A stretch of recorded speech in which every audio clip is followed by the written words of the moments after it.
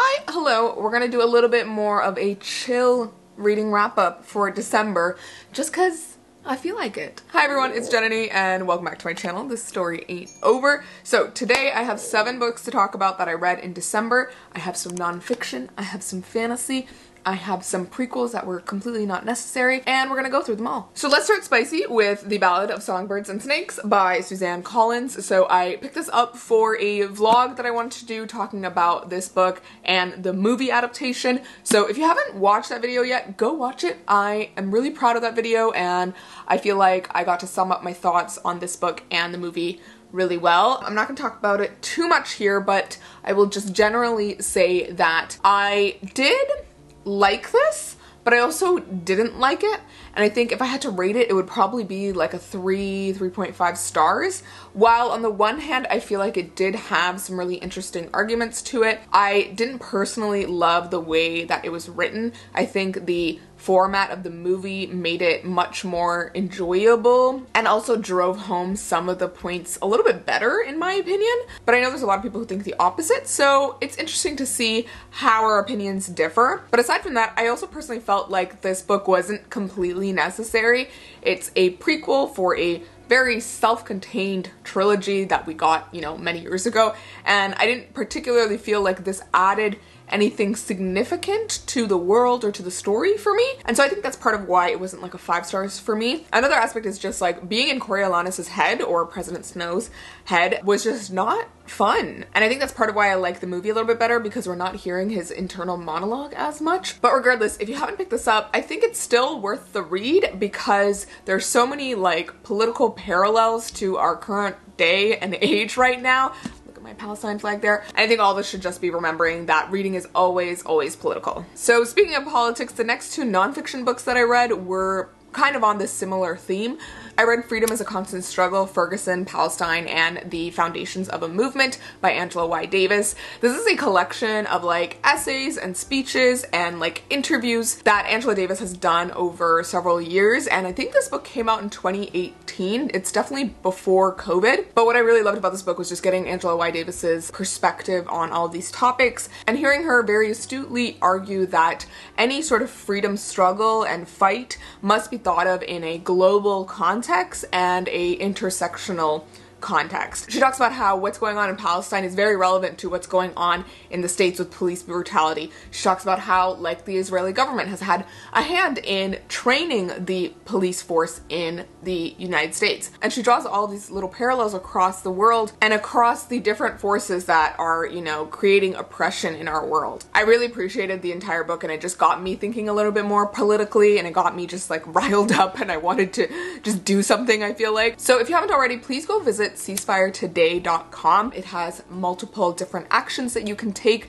to help call for a ceasefire in Palestine. And then the next nonfiction book that I read was Talking to My Daughter About the Economy, or How Capitalism Works and How It Fails. This book is by Yanis Varoufakis, who, if you don't know, was formerly the finance minister in Greece, and he's also written a sci-fi novel that I read in 2023 and I absolutely loved, and it's like one of my honorable mention favorites for 2023, and that was Another Now. It's a really great sci-fi novel that also tackles topics of capitalism, of the economy. But this book in particular was a really fun and interesting nonfiction book. It's very short. You can read it in a single night. I read it over 4 hours one night when I was just like feeling like picking it up, and I read it on the ebook. And what I love about this book is that Yanis Varoufakis goes through these different concepts, you know, how the economy works, how capitalism works, but he describes them all through different metaphors and just really simple language that makes it really easy to understand. But even then, it doesn't feel like some sort of manual or instruction or like text that you're trying to study. It just really feels like you're kind of hearing him converse with you about these topics. I really loved all of the like references that he made in the book as well, and if you're a sci-fi nerd like me, then you'll get a lot of the references in it, but he also makes a lot of references to like classical mythology and other literature that relates to these concepts. One common thread that I loved throughout the book was the way that he would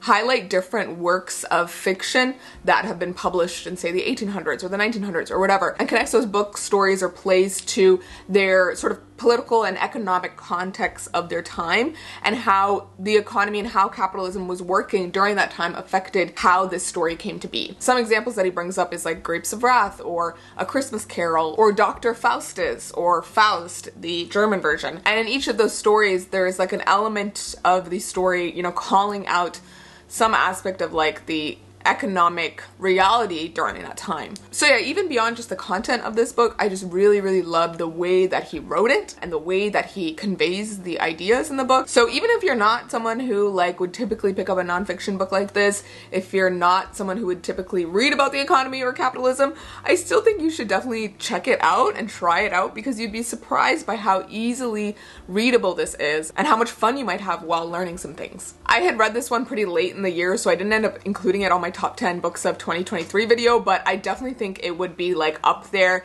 at least in the honorable mentions or even in like the low 10s. Alright, next up I read a bunch of fantasy books that I was originally gonna like talk about in a vlog where I was gonna read the Goodreads fantasy nominees for the Choice Awards in 2023, but I ended up not wanting to read more than the 3 that I ended up reading, so I just decided to scrap that video, but I'm going to tell you my thoughts on each of these 3 now. So the first one that I read was Benko by Sherry Demeline. This book I was so impressed by, and I'm so glad I finally got to pick it up. It's sort of a cozy, real-life fantasy that is written by an Indigenous author. She's Canadian, and essentially this follows our main character, Lucky St. James, and her mother is no longer with her, and she lives with her grandmother, Stella, and they are sort of not doing so well, and Lucky is just trying to find a break, really, and she gets approached by these like strange women who end up being witches and inviting her sort of into this coven, and they are trying to basically fight off this like age-old misogynistic villain. This is very much like a cozy, fantasy, witchy, feminist book, and it was just so fun, honestly. It was really nice to see like our lovely, diverse cast of characters who each came from different contexts and like had their own different struggles, but the way that the book itself was like written was just really fun and sort of upbeat and light, even though we get some context into their backgrounds and like what's happened to them and all of the harrowing things they've been through. I still felt like the overall tone of the book was really light and nice. I loved following our main characters as they're trying to like solve a bit of a mystery and like fight off this villain. And overall, I think while it's not like one of my favorite fantasy books ever, it was definitely like a really solid read. Like I'd probably give it 4 stars. So if you're looking for a fun, cozy fantasy just to curl up with this winter, I highly recommend this one. And then the next fantasy that I read was Starling House by Alex E. Harrow. I honestly wasn't initially gonna pick this book up. I wasn't really interested in it, but then I had heard several other YouTubers that I follow read this book and say that they liked it. So I was like, let me give this a try. It is essentially like another sort of contemporary fantasy, but it's got sort of a gothic element to it as well, and I would even say a bit of a horror element. However, it does end up like veering more into the fantasy side of things towards the end of the book. I will say most of this book though was more on the contemporary side of things with like a touch of fantasy elements. And essentially we're following our main character Opal, who is like a bit of an orphan. She has a younger brother, Jasper, who she's trying to take care of, and they've had a rough time of it most of their childhood, and they live in this small town called Eden, and she's wanted nothing more than to help her brother escape Eden and, you know, have a better life, and she's like intent on saving up money to send him to like a boarding school where he can like achieve more. But the other thing about Opal is that she as a child was very obsessed with this sort of picture book called The Underland, I think. And this was written by a woman who owned the very mysterious sort of gothic manor in Eden called Starling House. And that little picture book like talked about monsters and like, you know, this world down under and that kind of thing. And so Opal has always been sort of obsessed with Starling House because, you know, of this author and her book. And over the years, Starling House has had several different owners. So the author of that picture book was like from the 1800s, and then there's like many other owners of Starling House since then. And so the current owner of Starling House is Arthur, and basically we get into the situation with Opal coming to sort of work for him, and from there we learn some more secrets about the house and about the town, and things start to slowly unfold. I do feel like this book was a little bit slow to start, but I really did connect to the main character Opal. I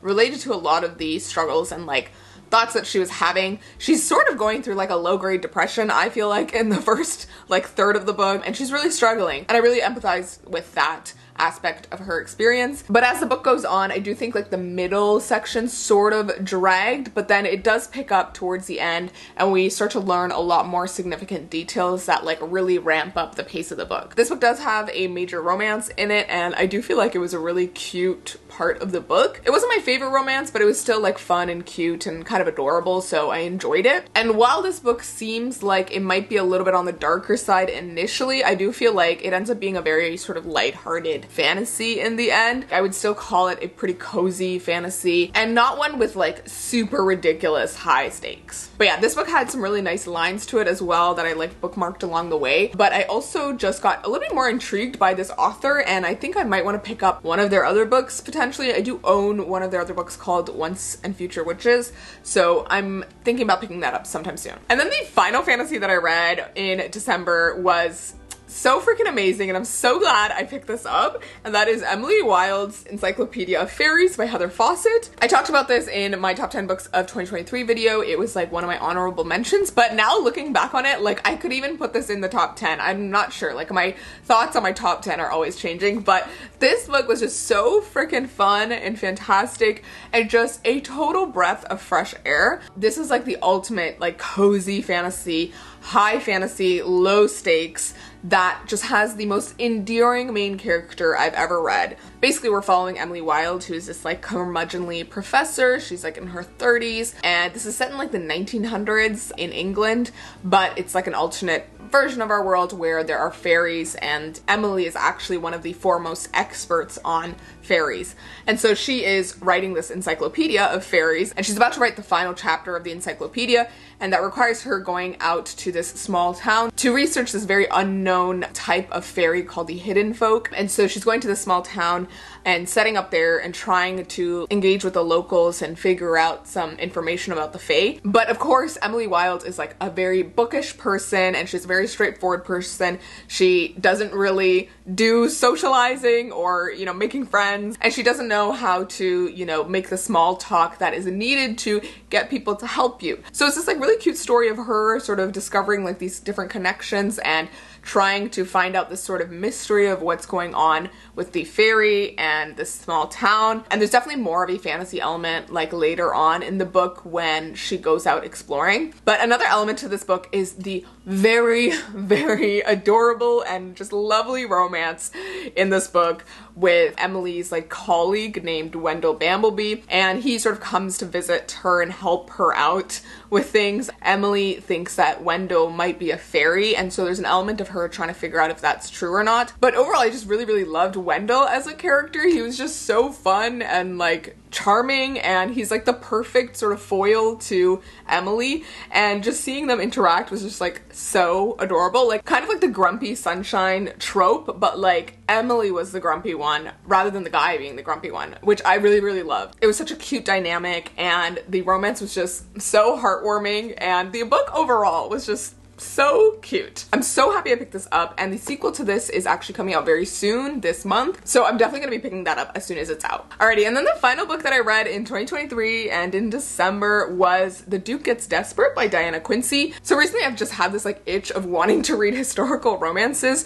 I'm a huge fan of the Bridgerton series, but I haven't really found like a historical romance series that I've quite enjoyed or that has characters that I am looking for. You guys know I like to read books by BIPOC authors with BIPOC main leads, and so a lot of these like romances are just very white. I found this by recommendation of my lovely friend Azanta, who was talking about books by Palestinian authors, and it turns out that Diana Quincy is a Palestinian American author, and this book and one of her other series in particular actually have Palestinian representation. So the main characters are actually like Arab and Palestinian, and her culture actually like comes through in the book. Like our main character in this one, Rhea Darwish, talks about her Palestinian heritage and the foods that she loves and, you know, the customs in her culture, and it's just really nice to just get that as an element to the overall, you know, story, and just seeing like people of color in these like fun historical contexts too. Obviously it doesn't shy away from some of like the historical challenges for these people of color, but it's just still nice to like be able to envision yourself, you know,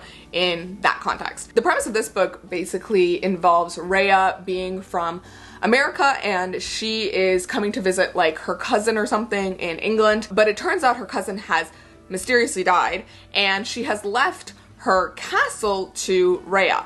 But this castle actually originally was owned by the cousin's husband, who has a son who is the Duke of Strickland. This is Anthony. So Anthony has always expected to have the castle as his birthright, but when his father died, it somehow passed to his stepmother, which was Rhea's cousin, and he thought that when the cousin died, he would get the castle, but it turns out that the cousin left it to Rhea. And so he's very upset, and he's feeling like he's been usurped by Rhea and just her showing up and taking over. And so it ends up being this sort of hate to love situation, but it also gets really steamy. There's a lot of passionate encounters and them trying to basically not rip each other's clothes off as they are, butting heads over this castle. This definitely wasn't the best romance I've read, but it did really scratch that itch for me of wanting to read a historical romance, and it was still overall pretty fun and cute. I felt like the romance was believable and adorable, and I liked the sex scenes as well. They were really well done. I do feel like with any romance book, there are some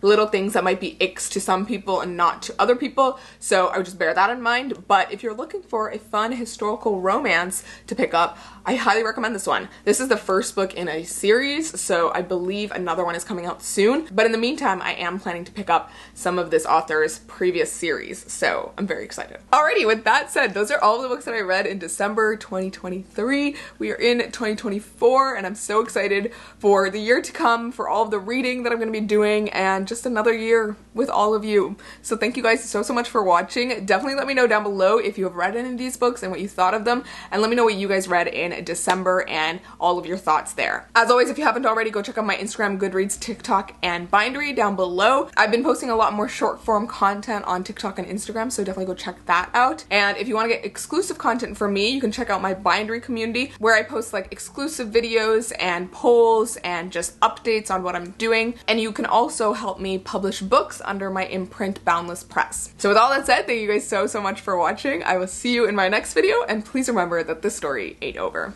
Bye!